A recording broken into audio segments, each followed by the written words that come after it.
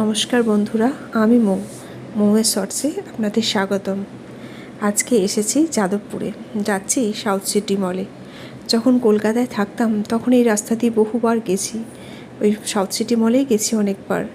আর যখন বিয়ে হয়ে এখানে আসিনি তখনও এখানে এসছি একবার। আমার দাদু এখানে কেপিসিতে অ্যাডমিট ছিল, তো আমি আর আমার ভাই এসছিলাম। তো তারপরে অনেকবার এই রাস্তাতে আসা হয়েছে, বিয়ের পরে অনেকবার আমার হাজব্যান্ডের সাথে এসেছি। তো চেনা রাস্তা, চেনা পথ, খুব ভালো লাগছে। রিকশায় করে আমরা দুজনে যাচ্ছি। তো আরেকটা জিনিস আপনাদের দেখাই, ওই যে দেখতে পেয়েছেন বাউর্চি বলে একটা রেস্টুরেন্ট।